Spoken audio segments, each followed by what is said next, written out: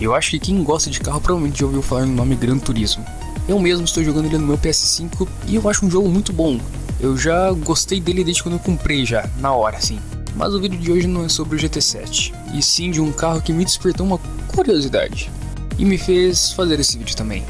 A concessionária de carros lendários do GT7 tem muitos carros incríveis, tanto de rua como de corrida, como o Alfa Romeo 155 V6 Ti,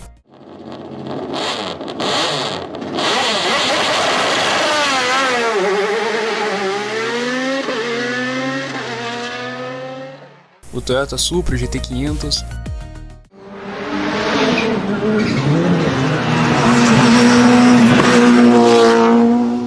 McLaren F1 GTR e diversos carros.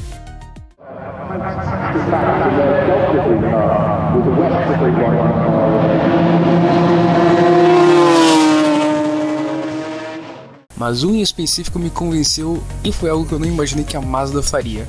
E no vídeo de hoje eu irei contar tudo que eu descobri sobre o Mazda RX-500, um super carro da Mazda com motor rotativo. Lembrando que vocês aí nos comentários podem me corrigir caso eu cometa algum erro. Antes de eu falar do carro em si, eu preciso falar sobre como esse motor nasceu. E já digo que não foi feito pela própria Mazda, ela apenas popularizou o motor. O motor rotativo foi criado pelo engenheiro alemão e controverso Felix Wenkel.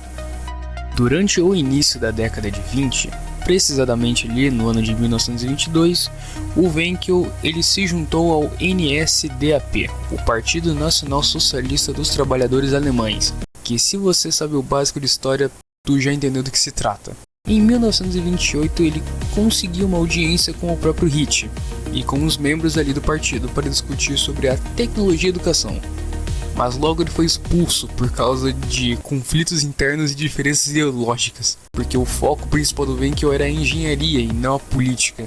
Em 1940, com a ajuda do Wilhelm Kepler, que era um amigo e apoiador de seus projetos desde 1927, ele foi admitido na SS, mas ele ainda continuava com seus trabalhos de pesquisa e desenvolvimento. Depois do fim do segundo maior conflito entre muitas aspas, o Wenkel obviamente foi preso pelos franceses e seu laboratório foi desmantelado. No entanto, ele conseguiu restabelecer suas atividades em 1951, o que levou ao desenvolvimento do motor rotativo moderno em colaboração com a NSU, que criou o NSU Spider, o primeiro carro a usar um motor rotativo em 1964.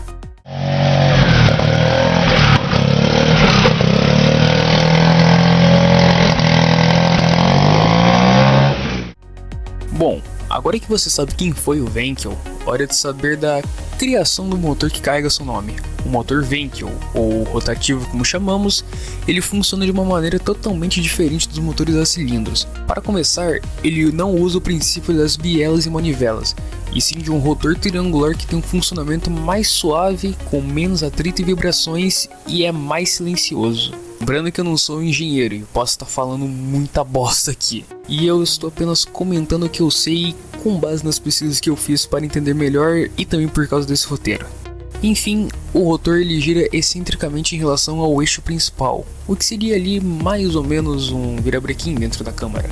Aí dentro da câmara o rotor ele vai girando e os cantos do rotor estão sempre equidistantes das paredes da câmara, o que aumenta e diminui o espaço entre os lados do rotor e as paredes da câmara. Até poderia explicar mais sobre o funcionamento do motor rotativo, mas o vídeo iria ficar um pouco longo e eu pareço que eles têm um amigo em trabalho em grupo que só fica carregando cartaz e não lembra nem o que é pra falar. E isso parece um pouco específico porque eu já passei por isso.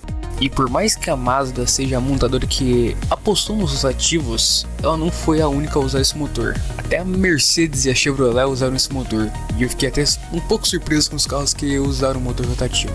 Dentre os mais famosos ali dos carros da própria Mazda, o Cosmo Sport, o RX-3, o RX-4, o RX-5, o RX-7, o RX-8 e por aí vai. Agora as outras montadoras que usaram o motor rotativo, e eu confesso que eu fiquei um pouco, na verdade fiquei bastante surpreso até. Mercedes-Benz C111, Citroën M35, Rolls-Royce, mas eu não achei qual carro utilizou esse motor, só sei que era um rotativo movido a diesel, e pra mim o mais bizarro assim de todos, que é o Chevrolet Corvette 4Rotor Concept. E sim, Isso é um Corvette C3 com motor rotativo. Cara, eu que sou um puta fã de Corvette não sabia dessa porra, velho. E, cara, isso aqui pra mim é pura maconha. Enfim, acabei me enrolando demais, agora vamos falar sobre o carro em si. No final da década de 60, a Mazda havia embarcado em uma missão de criar um carro com motor central traseiro que poderia desafiar os carros como os da Ferrari ou da Lamborghini. E ainda mais que no final da década de 60, a Toyota tinha o lendário 2000 GT com o Carroll Shelby, um dos carros mais icônicos do Japão no automobilismo.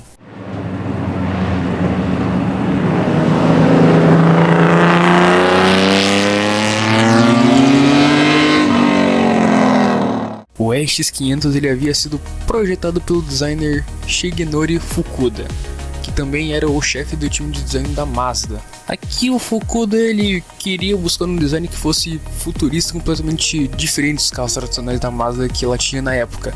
E ele teve inspirações como o filme 2001, Uma Odisseia no Espaço, e ele tinha inspiração em conceitos de aviação em corrida. E em 1970, no Salão de Tóquio, foi apresentado o protótipo para o público, que comemorava o 50º aniversário da Mazda. Bom, aqui é a minha opinião sobre o design, você não precisa levar a sério se for discordar de mim. Eu achei o design desse carro da hora pra caralho. Assim, tirando essas lanternas traseiras, que pra mim até tinha uma ideia legal, mas a execução não ficou boa, e ficou meio desproporcional e sem nexo. Mas, tirando isso, o resto do carro é bem bacana.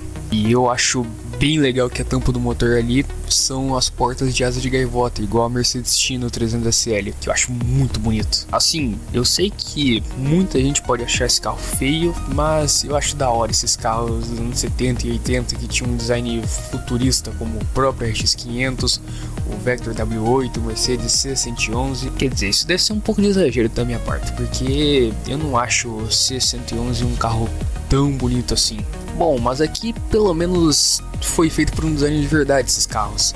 Diferentemente de certos carros aí que pagam de futurista, mas na verdade são só carros feios, genéricos e poligonares. Que eu tenho vontade de jogar uma água sanitária com Clorox nos meus olhos depois de ver essas aberrações pela primeira vez. A sua carroceria era feita de plástico leve, e escolheram esse material com o objetivo de ser um laboratório móvel, leve e de alta performance. Essa construção leve, combinada com uma estrutura tubular de aço ao redor do motor, contribuiu para o baixo peso do carro, que era cerca de 850 kg de peso seco. Já sobre o seu motor, ele era um Venkel 10A de 2 rotores. A sigla 10A significa a litragem e a designação de série ou geração para aquele motor. O 10 era porque ele tinha um motor 1.0, mais precisamente 982 cilindradas, e a letra A era porque era a primeira geração daquele motor. Bom, e para quem quer saber sobre os números que o RX500 entrega, aqui vai.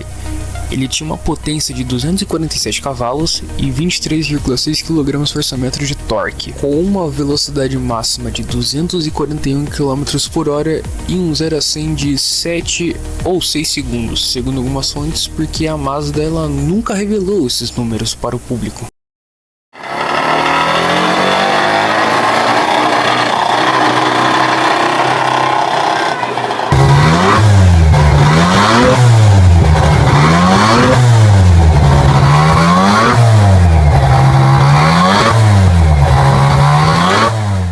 Bom, o RX500 ele é um carro muito legal, a Mazda poderia ter lançado ele, e é o que ela fez, né?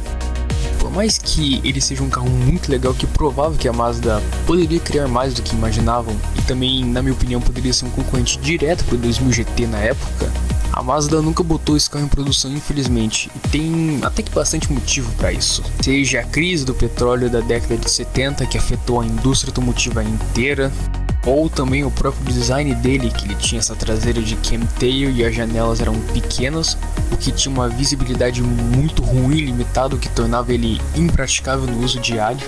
Ou também o próprio motor rotativo que queimava óleo pra caralho e bebia mais que o seu avô. E o pior é que o carro era da época da crise do petróleo ainda, então não tinha muito o que fazer também. ou também porque era um público muito pequeno para um super carro exótico como o X500. E enfim, tem muito motivo para a Mazda não ter lançado esse carro, e hoje ele é uma exposição no Museu de Transportes da cidade de Hiroshima, mas ele apareceu em Goodwood e no Salão de Tóquio depois de ser restaurado em 2008, que é uma conclusão que eu tirei da bunda, mas eu meio que refleti enquanto eu fiz esse roteiro. A Mazda, ela tinha bastante potencial para fazer um super carro, como a Lexus fez com o LFA, a Honda fez com o NSX ou a Nissan fez com o GT-R, tanto que ela tentou novamente com o Mazda 4i em 2008. Mas como a má fama do motor rotativo já havia crescido e também o único exemplar destruído por um incêndio, fez com que o Mazda 4i acabou virando uma lost media por ter desaparecido. O único exemplar ele queimou e nunca mais reapareceu de volta. E sobre o RX500, a gente só vai poder ver ele correr e pilotar ele no Gran Turismo, infelizmente.